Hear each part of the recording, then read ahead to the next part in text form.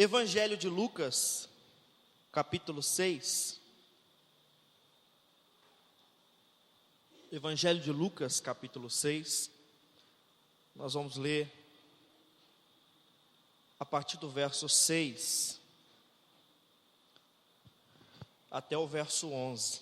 Vocês podem continuar sentados mesmo, como vocês estão. Evangelho de Lucas, capítulo 6, do verso 6 ao 11. Amém? Podemos ler?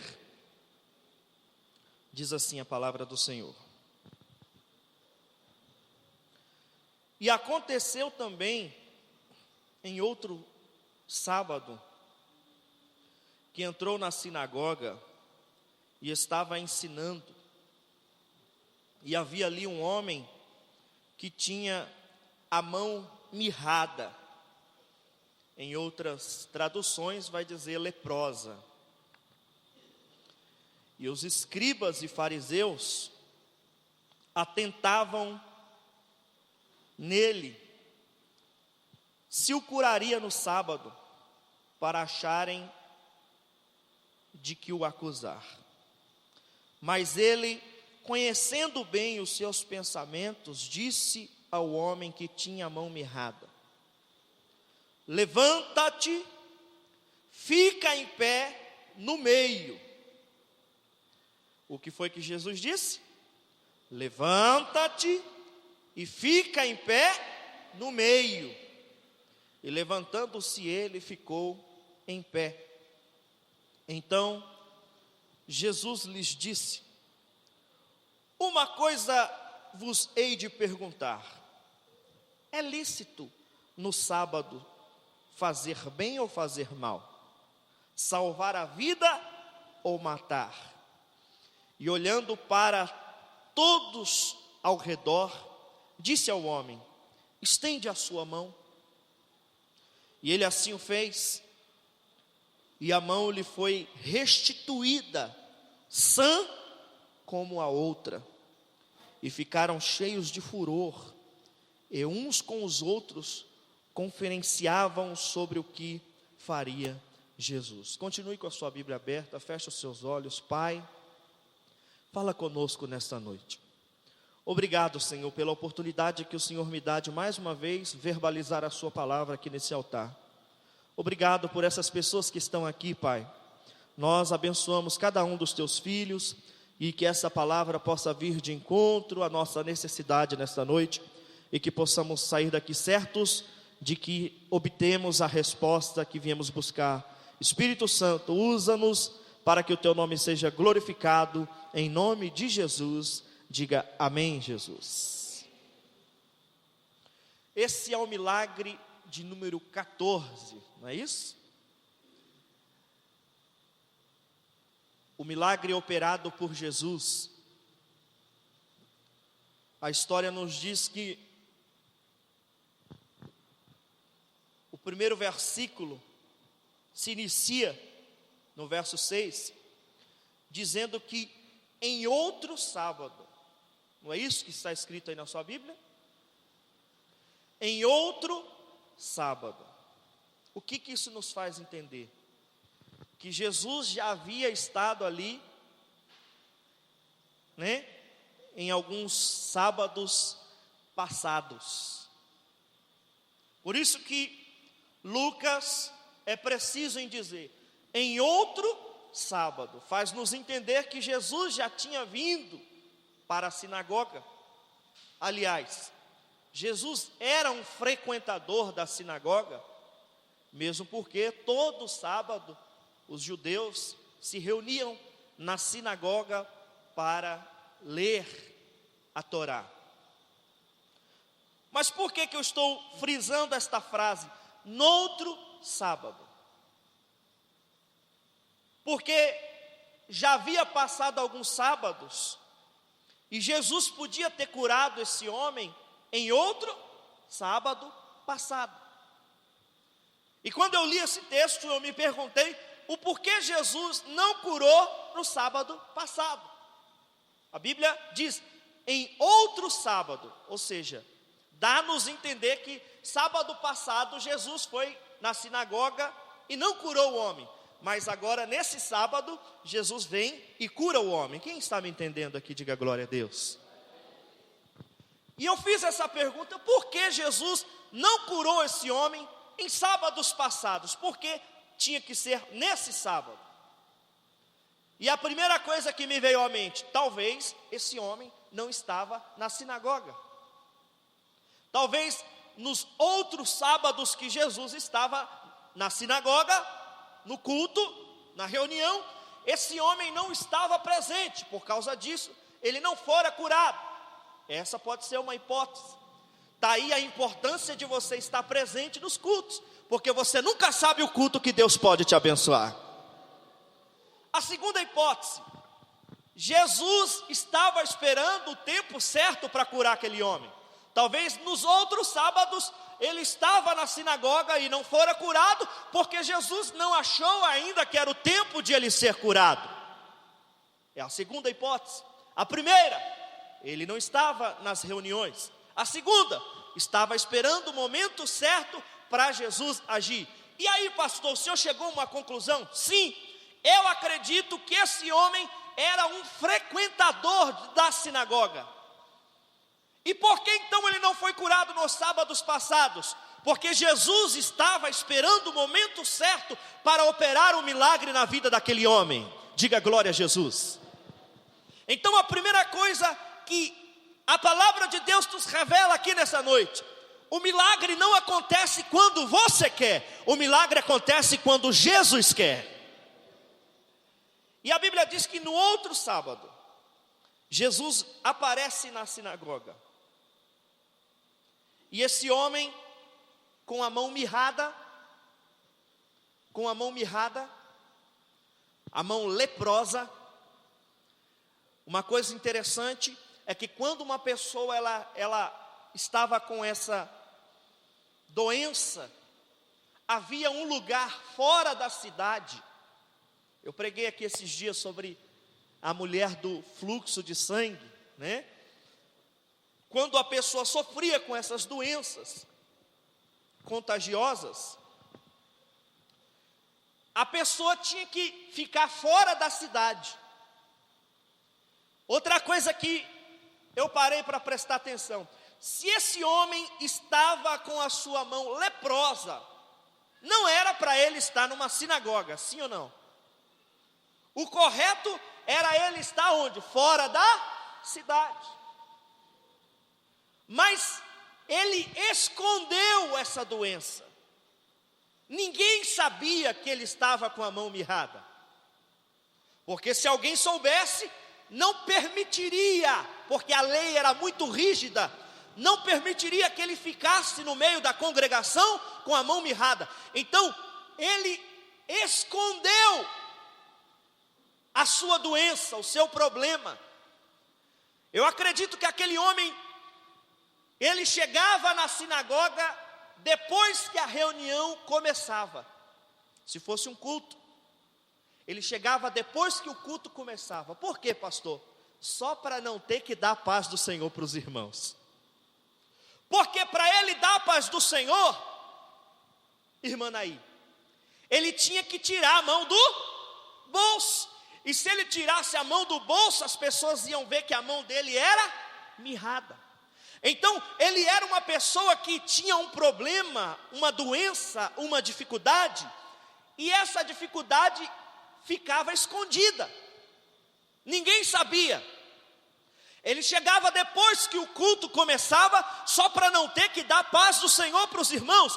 E ele saía antes do culto acabar, só para não ter que dar paz do Senhor para os irmãos. Por quê? Porque se ele ficasse no começo e no fim do culto, ele teria que revelar o seu problema.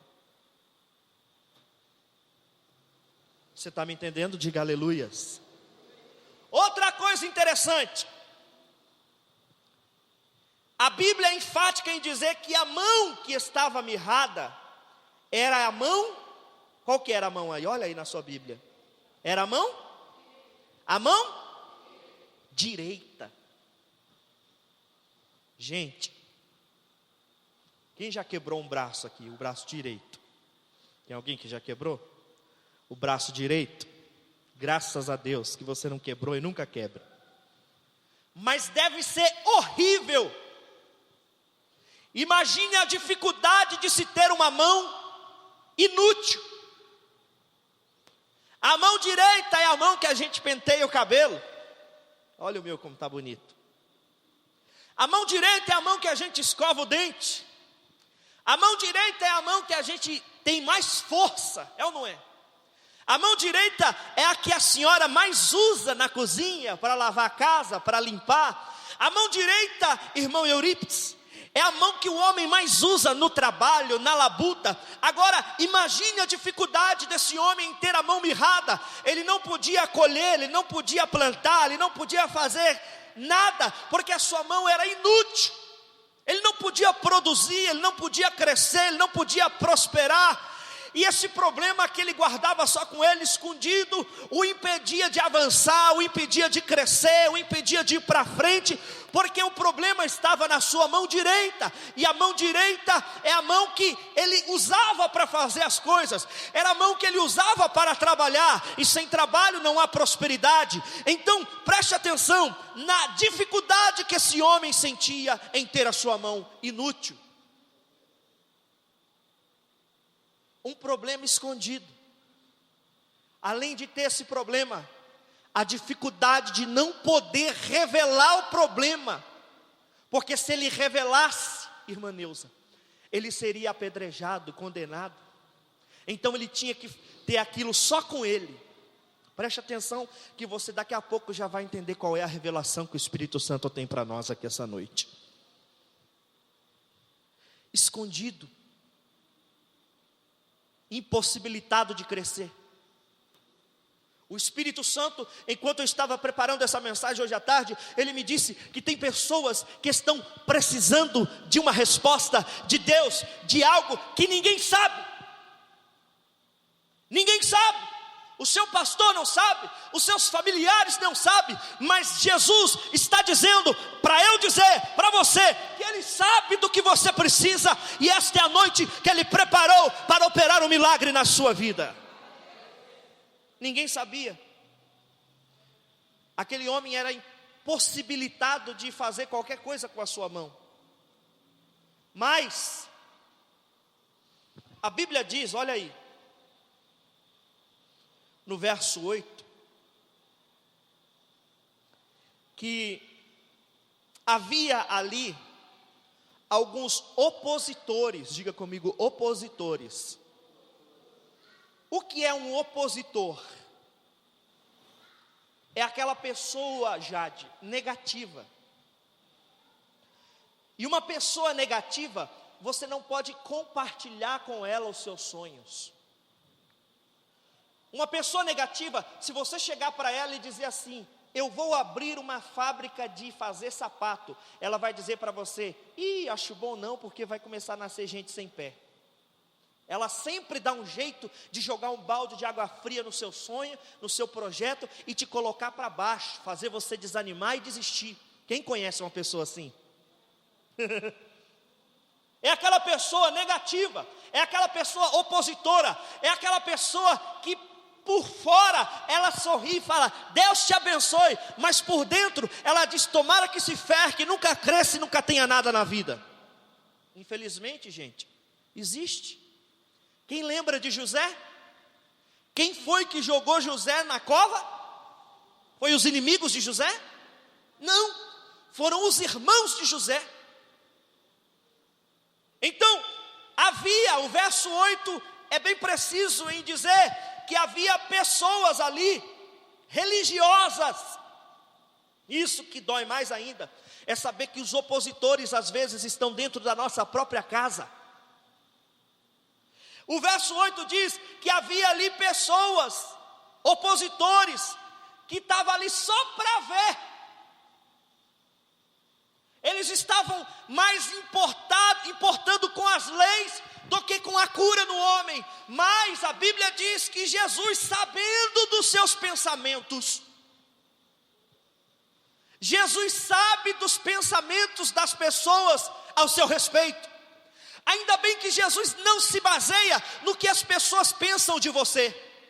Eu tenho um ditado que eu sempre digo: eu não me importo com o que pensam de mim, eu me importo com o que Deus pensa de mim. Eu não me importo. Sabe por quê? Porque se eu me importasse com o que as pessoas pensam de mim, talvez eu não estaria aqui. Talvez eu não estaria aqui pregando. Talvez eu não estaria aqui ministrando. Então preste atenção, porque tem gente aqui nessa noite que está magoado, magoada, triste, desanimado, desanimado, porque alguém opositor falou para você que você não vai crescer, falou para você que você não vai prosperar, e você deu ouvidos a esta voz opositora. Mas Deus está dizendo nesta noite para eu te dizer que o que Ele tem para a sua vida é muito mais do que as pessoas pensam ou dizem ao seu respeito. Jesus, sabendo os pensamentos dele, Jesus sabe, diga comigo, Jesus sabe. Não te preocupe com o que as pessoas pensam de você. Não te preocupe. Se você tem vida com Deus, isso já basta. Já basta. Quem lembra da campanha A Tenda dos Milagres? Quem lembra? Ano que vem nós vamos fazer de novo. Quem estava comigo mais próximo ali, o nosso irmão diácono Kleber, a sua esposa, lembra que essa campanha foi a campanha onde eu fui chamado até de macumbeiro. Foi ou não foi? Por quê? Porque as pessoas que não estão na mesma visão que você, não entendem aquilo que Deus te dá. Você está me entendendo? Diga glória a Deus. Se não entendeu, eu vou resumir para você entender. O que Deus tem para você e com você é só isso.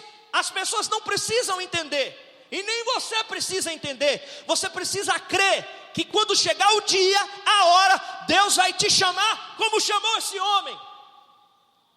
Os pensamentos das pessoas eram só ver se Jesus vai curar esse homem no sábado.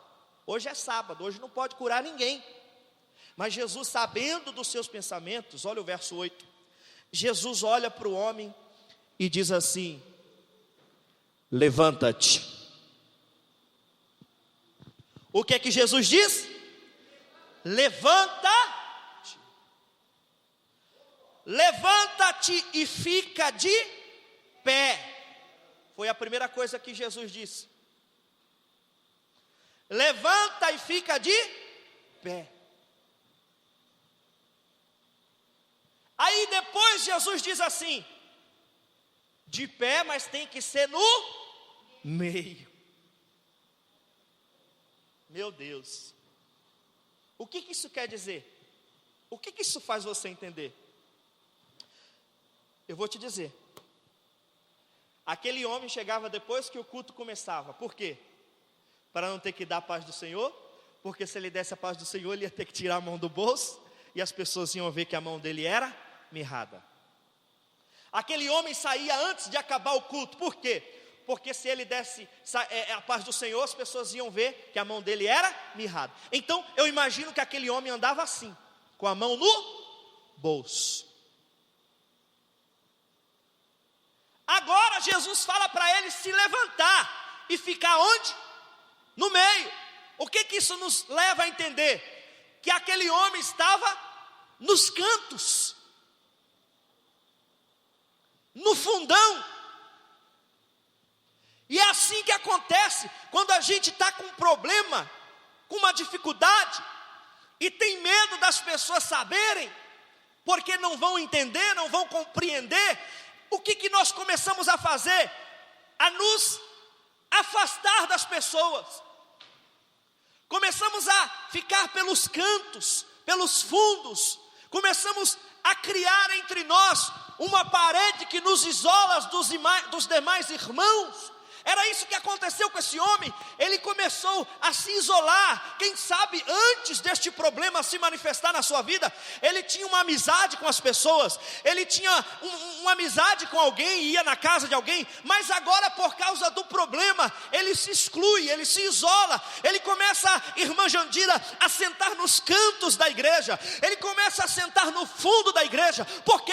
Porque ele não quer que ninguém veja ele não quer que ninguém saiba do problema dele, ele não quer que ninguém olhe para ele se sente excluído, ele se sente um Zé Ninguém. Mas agora Jesus olha para ele e diz: ei, você que está no fundão, você que está nos cantos, levanta, porque chegou a tua hora. Eu quero te honrar e te exaltar e manifestar a minha glória na tua vida. Foi isso que Jesus fez. Levanta, vem para o meio, vem para o meio. Eu imagino aquele homem sentado,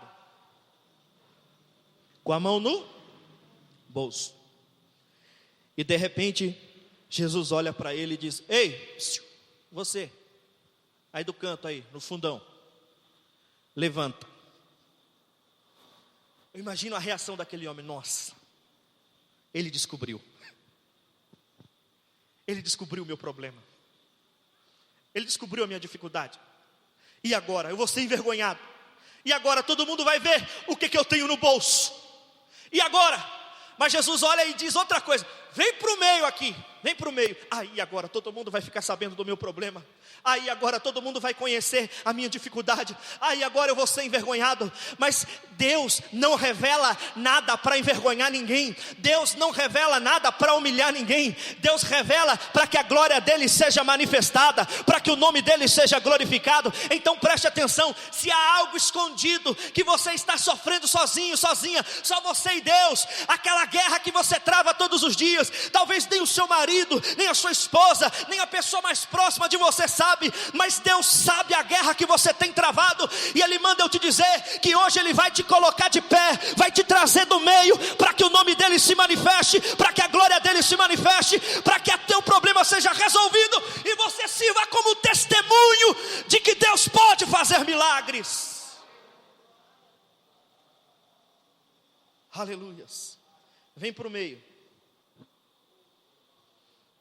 E aquele homem, quem sabe, envergonhado, trêmulo, nossa. E agora? Xarabacalabassu. Aí Jesus olha para ele e diz assim, Jesus olha para ele e fala assim para os opositores. Os opositores estavam lá, gente. Aí Jesus olha para os opositores e diz assim: deixa eu falar uma coisa com vocês, opositores.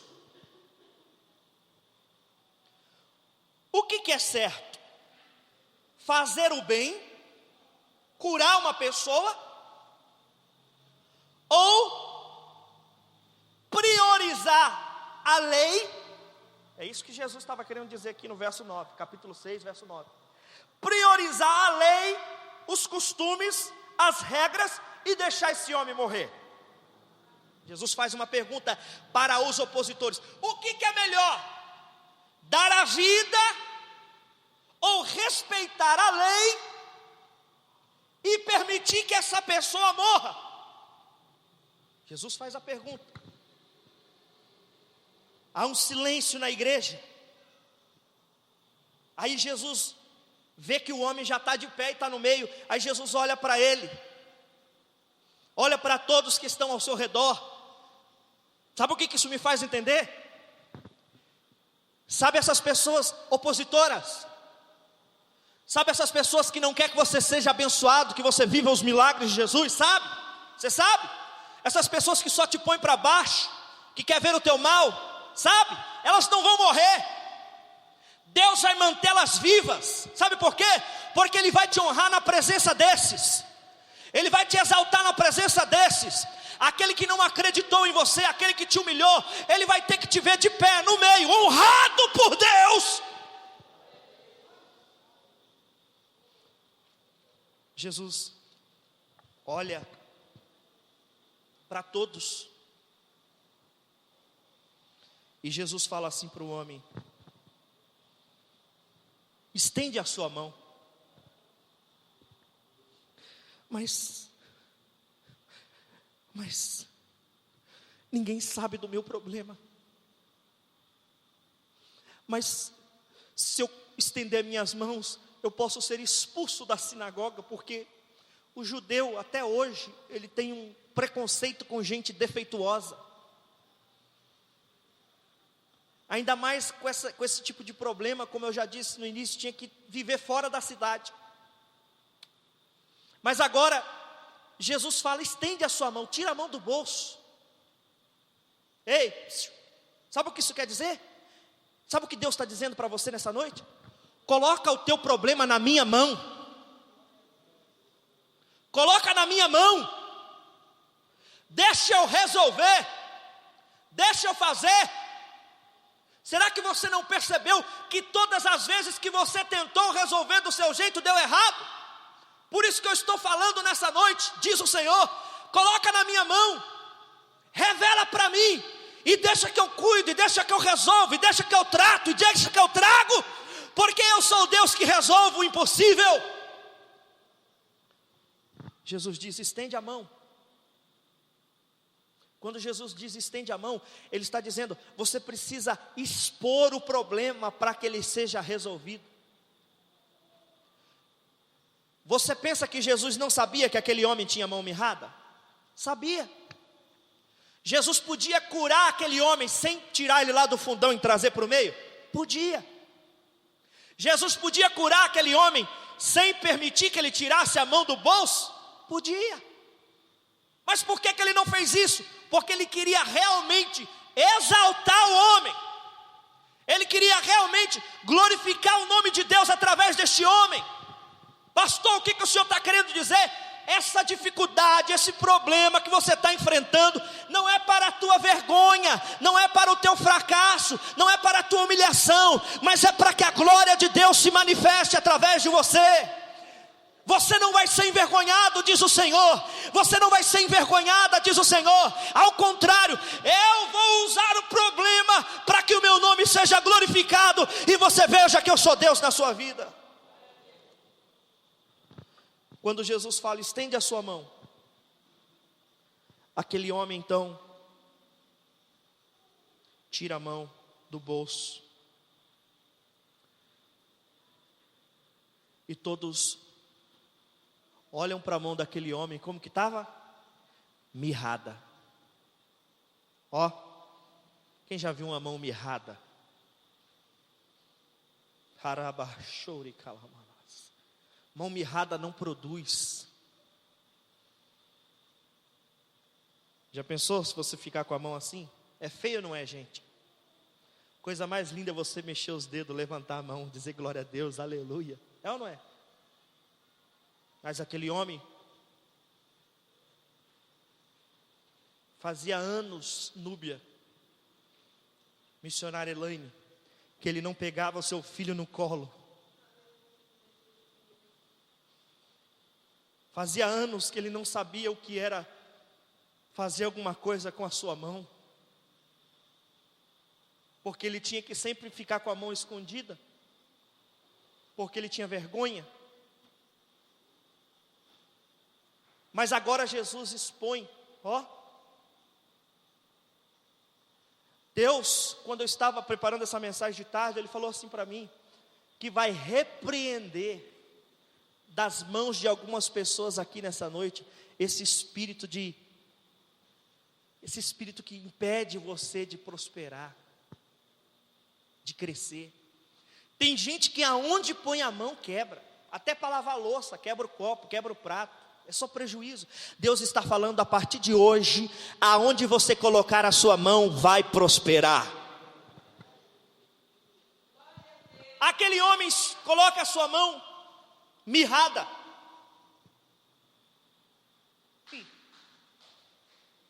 Aí Jesus olha para a outra mão dele que estava boa. E Jesus então, olha o verso 10 que diz, que quando aquele homem estendeu a mão, assim o fez, e a mão dele foi restituída sã como a outra. Ó,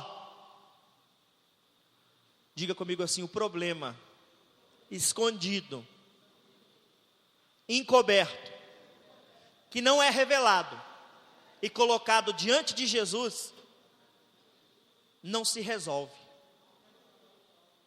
Por isso que tem pessoas que entram ano e saem ano com o mesmo problema. Se é na família, se é no casamento, se é nos filhos, se é nas finanças. Por quê? Porque não coloca diante de Jesus, aí não tem solução. São pessoas que andam com a mão no bolso, acostumou a viver com esse problema, acostumou a viver nessa situação, mas Jesus, quando ele chega para mudar a situação. Agora aquele homem tira a mão do bolso, e Jesus faz o milagre, a mão dele, ó, fica boa de novo. Aquele homem agora diz: hoje eu não vou sair antes de terminar o culto, porque eu vou dar a paz do Senhor para todo mundo. Hoje eu quero chegar em casa e pegar o meu filho no colo. Amanhã eu quero levantar cedo e trabalhar e produzir. A vida daquele homem mudou, porque Deus repreendeu a feitiçaria, o mal que estava na mão daquele homem. E nesta noite, se tem algum mal nas suas mãos, isso é muito forte. A gente usa a mão para fazer tudo. Tudo. A gente usa a mão para tudo. Quando a gente ora por uma pessoa, o que a gente coloca na pessoa? A mão. Porque transmite o poder e a unção através da mão. Coisas negativas são transmitidas através da mão. Esses dias eu fui visitar uma irmã. O genro dela me ligou: pastor, vem aqui, que a minha sogra está doidinha. E eu fui lá. Cheguei lá, ela falou: pastor, eu fui no centro,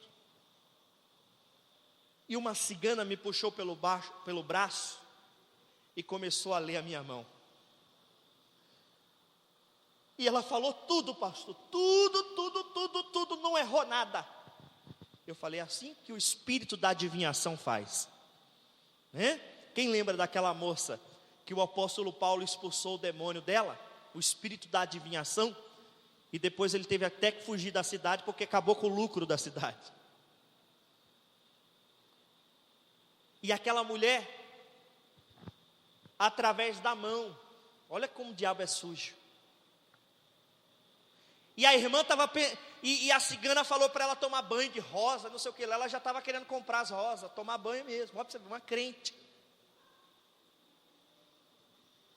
Eu cheguei lá e eu orei. Eu li para ela a palavra de Deus. E a palavra de Deus, o que a palavra de Deus diz? Nenhuma ferramenta forjada, preparada contra você vai prosperar. Pode fazer macumba, pode matar a galinha, pode matar o galo, pode matar o boi. Mata, sacrifica, faz macumba. Mas se Deus não permitir, não toca no fio de cabelo da tua cabeça. Não toca. Sabe por quê? Porque aos seus anjos Ele dá ordem para te guardar e para te proteger. Sabe por quê? Porque 1000 cairão ao teu lado, 10.000 à tua direita, mas você não será atingido. Aleluia!